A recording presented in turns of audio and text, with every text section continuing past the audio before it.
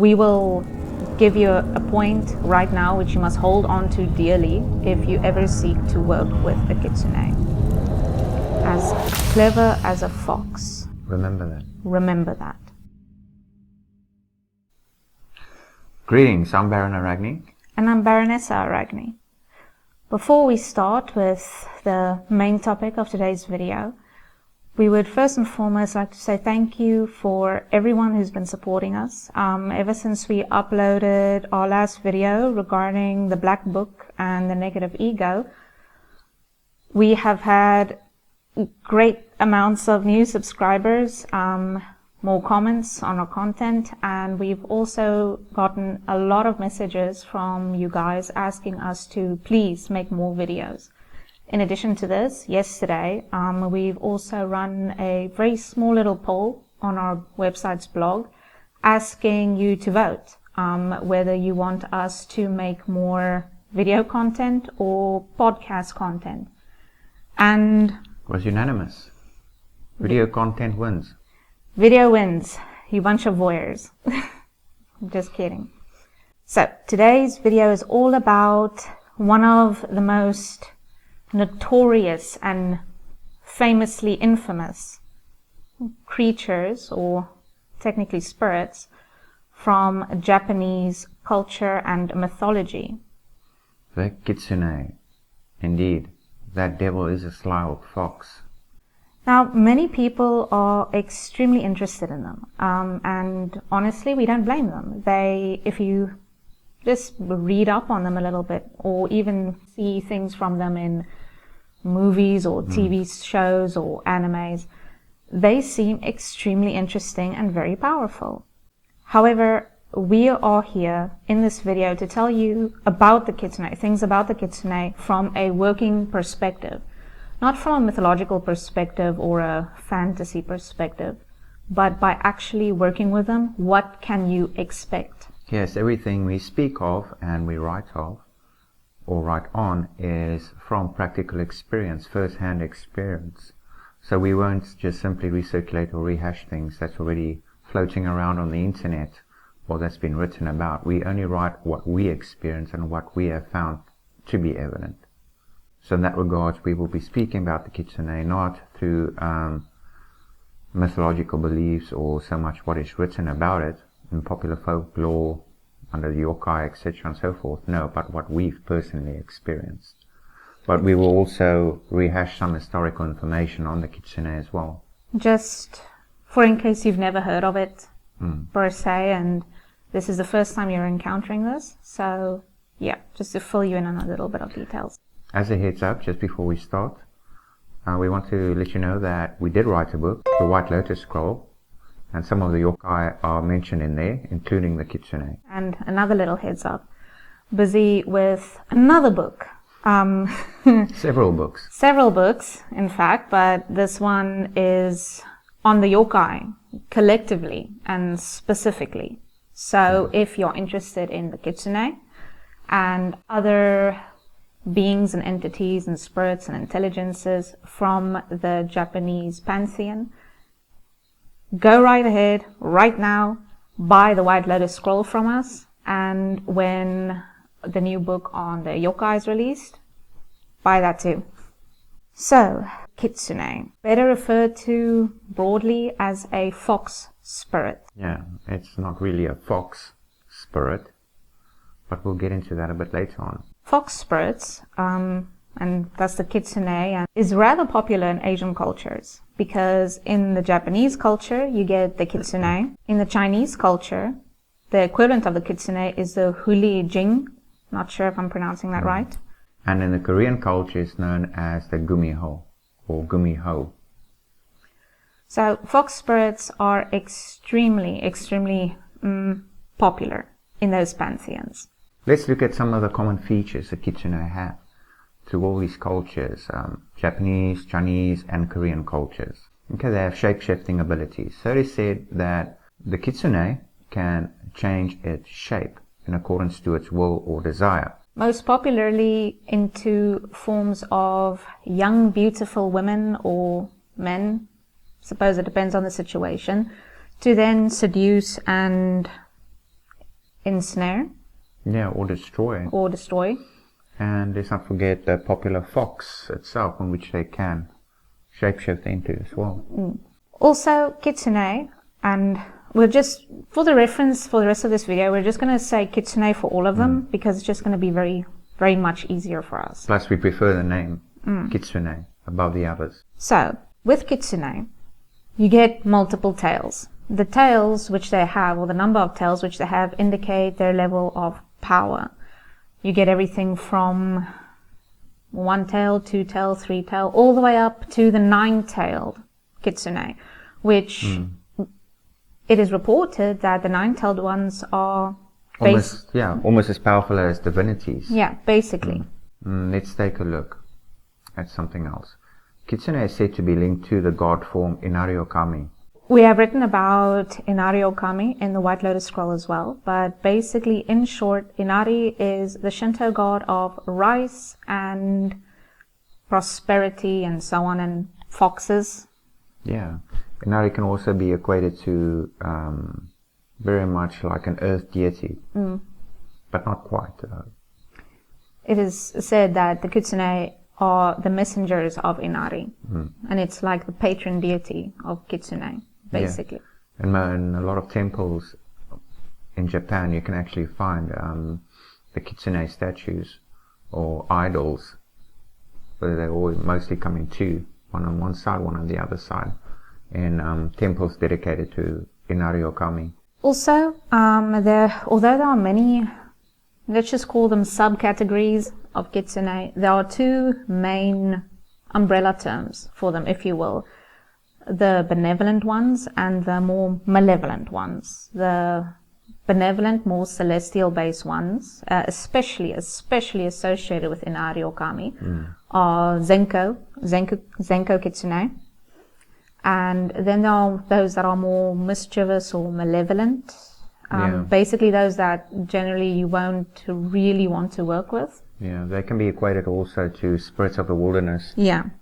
They are Yako or Yako. Wild foxes.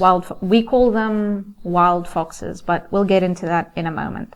Also, people's starry-eyed opinion of the Kitsune is mostly, we think, to blame due to various television shows in Korea, China, and Japan. And animes. I mean, we're putting pictures up on the screen for you as reference. And even in the music culture. Oh, yes. With baby metal. Yeah, especially like... Yes, and we'll see a lot of reference of the Kitsune in the music, especially with iconography. Yes, especially with the iconography and so on. So, let us get into business. Now you have a general understanding. Oh, one last thing. They are revered for magical power. Generally, they're just regarded as extremely powerful, magic-related. Yeah, in short. Well, anything in essence that is more powerful than the mundane person will be seen as divine or even extremely powerful nonetheless. So yeah. Please note, in this video we won't be discussing all historical aspects or mythological aspects of the Kitsune, because you can simply just Google it or buy a book which deals in such historical or mythological background on the subject matter. Like we said, we only work with fact, and we will only part with a very little amount of mythological information on the Kitsune itself. Practicality, that's what we're all about here. So, to start off with, as we touched on before, which is hopefully a bit obvious to some of you already, Kitsune aren't actual spirits of foxes. They are not actual foxes. We like to think that they refer to them as fox spirits or spirits of foxes because of their cunning nature. Yeah, they're very wily. Extremely. Very wily. I mean, extremely. How many sayings aren't there about the cleverness, the cunningness, the whatever of foxes specifically? So, with that being said, we will give you a point right now which you must hold on to dearly if you ever seek to work with a Kitsune. As clever as a fox. Hold on to that. and no matter what. Remember that. Remember that. So now you may be wondering, okay, if they're not spirits of foxes, then what exactly are they? Okay, we will quote something which was written in one of the books we have. Okay? If you're interested in which book this is, we will give you information if you contact us, message us or something. Humans and things are different species, and foxes lie in between humans and things. Darkness and light take different paths, and foxes lie in between darkness and light. Gods and demons follow different ways, and foxes lie in between gods and demons. Hopefully that will give you a little bit of perspective on them. So in short, with this being said, what we will say is that all Kitsune were once living. It is reputed that Kitsune actually eats the livers of their victims. Now, why would it be recorded as such in Japanese mythology? Well, a quick crash course on how spirits work, shall we? Whenever you employ a spirit, any kind, it does not matter what kind it is, they have to tether to you. They have to link to you. Okay? So the Kitsune are no different. If you seek to employ them, they will tether themselves onto you. Spirits tether on specific areas of your spiritual body, shall we call it. We're trying to use very simple terms right now. It's difficult. Some will attach to the head, some to the back of the head, some to the solar plexus. The Kitsune, however, attach to the solar plexus area. What is known in Chinese as the yellow cord. To be specific, it is right over your liver area, which is still part of the solar plexus. In various occult circles it is known, your liver is known as the seat of life. The solar plexus is also regarded as a source of great spiritual power. Indeed, so as you can imagine, that is where they draw from your solar plexus. They draw upon your spiritual power as well as your vital essence. So that's where the whole eating liver thing comes into play. They don't literally eat physical livers. No. It is a spiritual concept. So if we have to translate that into a more accurate rendition of that statement, it would be more along the lines of, they will attach to you and feed off of your vital essence. Indeed. Now, keep in mind a Kitsune can only attach to one person at a time. It cannot attach itself to multiple people. So it's going to be one person, the practitioner, and the Kitsune, which is linked to each other. If you read our books or you have an interest in the Kitsune, and you're a practitioner, of course, you must probably be interested in maybe employing a Kitsune yourself to assist you in whatever matters, what have you. We will now discuss why it is a good idea, yet why it is not exactly the best idea in the long term. Remember, the long term, not short term, long term. To start this off with, we will say this. Kitsune are most excellent short-term working spirits. Why do we say this? Okay, because they will do work for you short-term. For example, if you want to gain finances, they will help you with that. If you want to get justice, they will help you with that. But they will not help you with, for example, harming an animal. When you employ them longer than, just say, for one or two uses, then they will become idle, because they realize that they don't need to work so hard just to feed off your energy, your life essence. So they become idle, they become a little bit laid back and things as such. But that is their nature, and that's why historically practitioners do not work with them long term. It's only short term basis. We even confirmed this personally with Inari. Yeah. And even Inari said that, well, short term mostly, not long term use. So if you've been thinking to get a long term perpetual working spirit in the form of a Kitsune, we would strongly advise you against it, but however, you have free will, it's your choice. For short term though, they are excellent. We can say honestly that there are very few spirits out of all of the spirits and entities and intelligences we have worked with to date that are quite like the Kitsune. Yeah. They are extremely effective in what you employ them with, and just like any other spirits though, they have their preferred specialities. Yeah, and they deliver upon their charges very quickly. They do. Very quickly. But then, if you remember some of our other videos and even our written work, we always speak of payment. If you employ a spirit, payment is involved. You cannot just expect something to work for you for free. The Kitsune are no exception to this. However, their payments will not be in the form of incense or a couple of drops of blood on a sigil. No, they will feed off of your vital essence. Yeah. That is their fee. Yeah, basically. For as long as you keep them, they will feed on that vital essence, and if it's going to be long term, then you will end up dead, more than likely. It's nothing personal.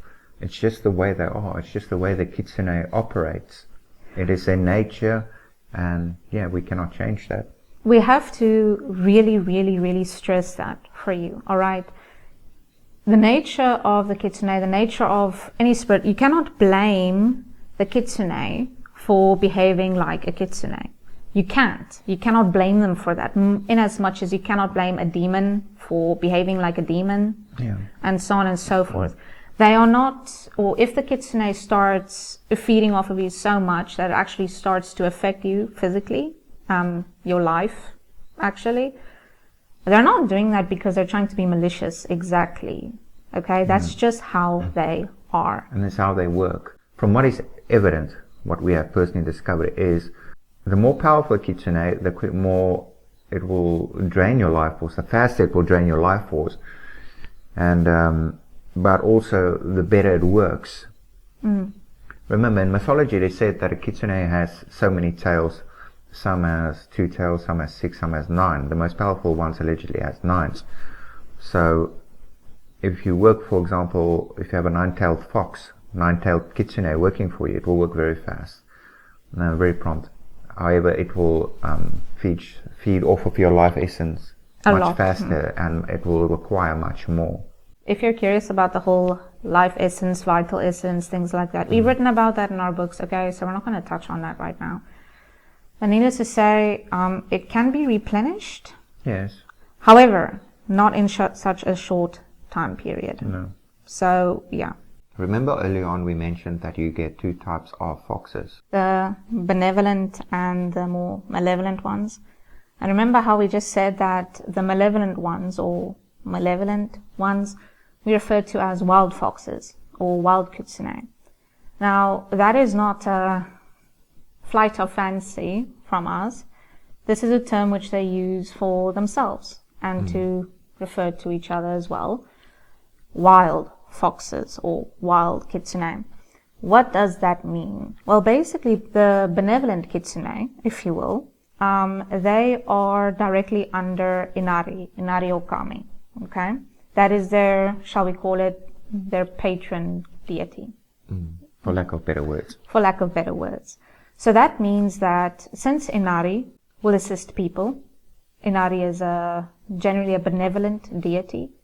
So the foxes, the Kitsune that is under his patronage, will also carry the same general feel towards humanity and those who encounter them or call upon them or whatever.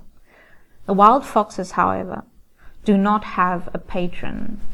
Not Inari Okami, not anyone. They are essentially rogues. Yeah, they're rogue foxes. Rogue foxes. Through choice, basically. Through choice. Now, this does not exactly by default mean that they are malicious. No. Malicious, okay? All this means is, let's just say you have a problem with a benevolent Kitsune, okay? Then you can ask Inari Okami for assistance, and then it will be sorted out like that, because Inari is in charge of the benevolent Kitsune. Whereas if you encounter a wild Kitsune or a malevolent Kitsune, you can call upon Inari Okami if you want to, ask for assistance, but they are not under his charge. And also you cannot set one Kitsune against the other one, because they will not work against each other.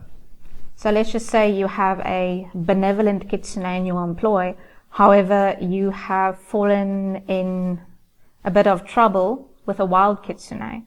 You cannot tell your benevolent Kitsune, okay, go get rid of the thing, destroy it or attack it or whatever. They will not. They will not act against their own kind. No.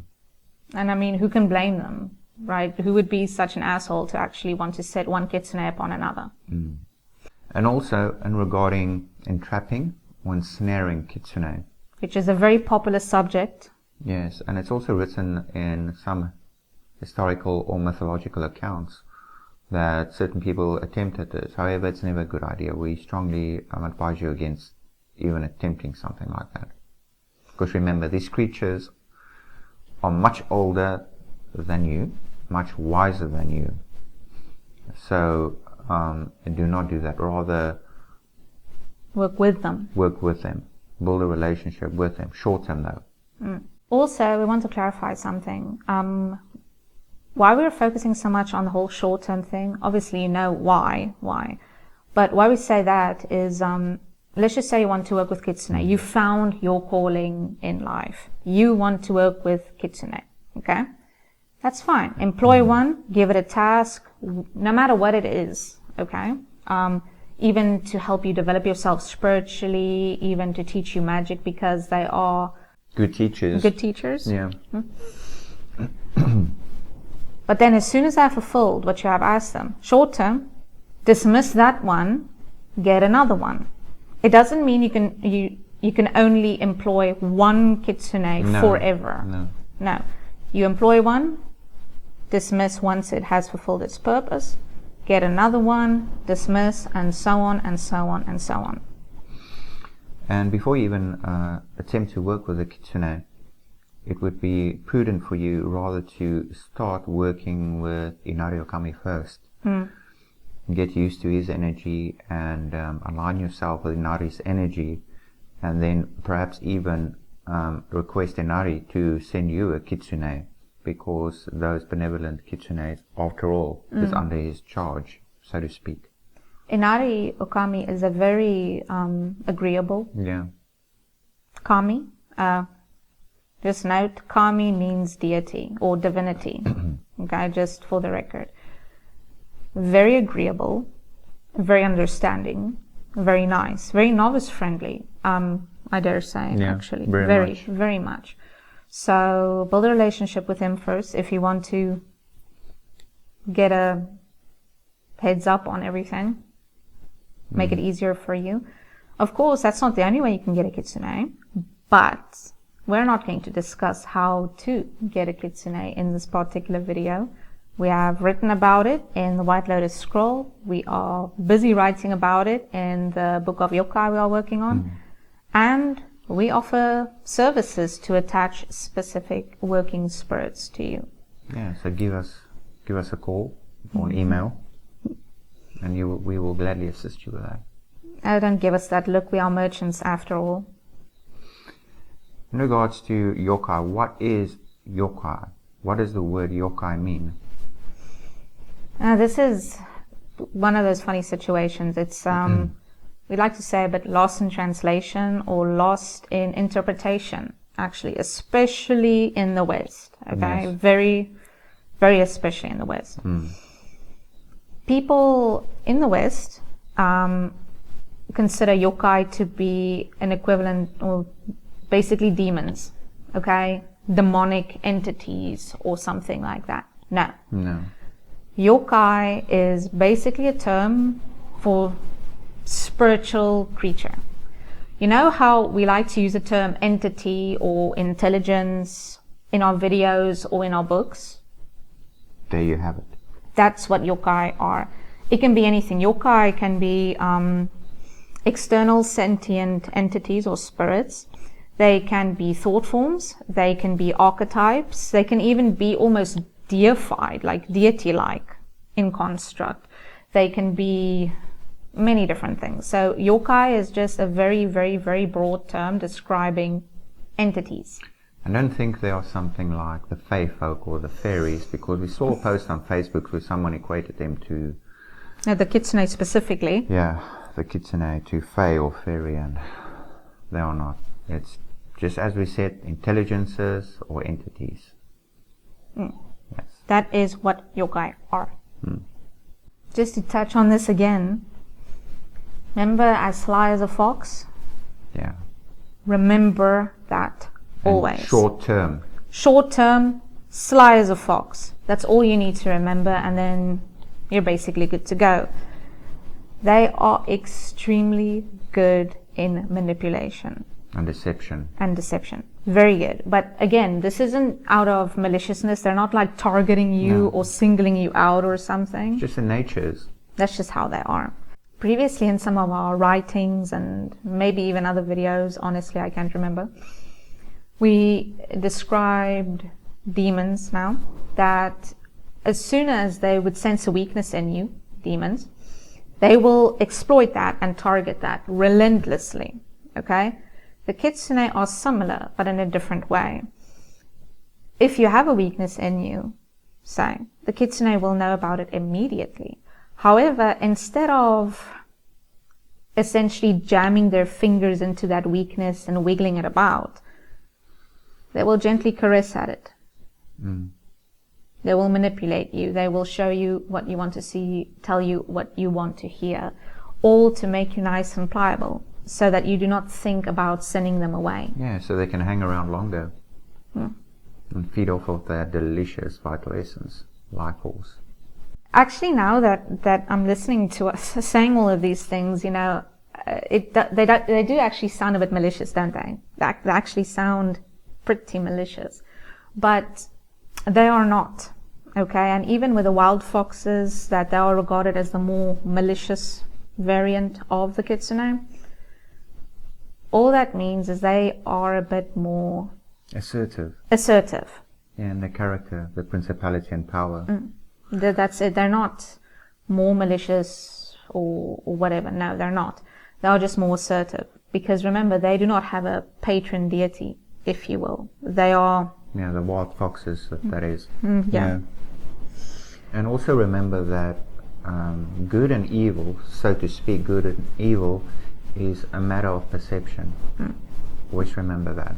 There is technically no such thing. No. But we have discussed that so many times, but still some people don't really get it in there, unfortunately. Yeah, and I think that concludes the video. Yeah, suppose it does. So, because of all of your support and all of your messages and everything, we will make a lot more videos from here on out. Expect a lot more from us, maybe every week, maybe even more times a week, depends. And we will focus on video content, as you all have voted. Definitely. And we would really like to thank you for all your support throughout the years. Without your support, Inari Okami services would not exist. Also, if you would like us to talk about anything, if you have any questions for us or subjects you want us to talk about, let us know in a comment or message us or whatever. If you like what we do and you're not subscribed yet, subscribe. Follow us on social media channels. Down here are the links to them. And please feel free to write a review on our products or services. If you have ever employed us or purchased anything from us. Because you will get a discount on your next purchase if you do. Actually, you will, by Definitely. the way. And, you know, this would actually be an excellent time, you know what, to go to our website, link here, for in case you haven't been there yet. Go grab yourself the White Lotus scroll, and then write a review on it. And then you get a discount for something else from us.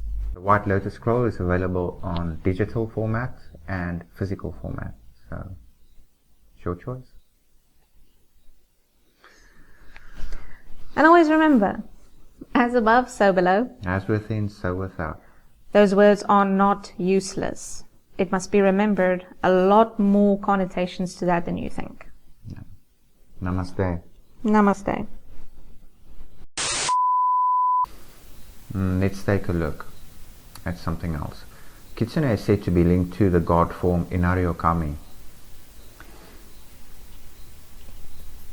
I don't know what else to say about Inari Okami. Kitsune were once living. Yes. I'm gonna cut that out just so you that. Yeah.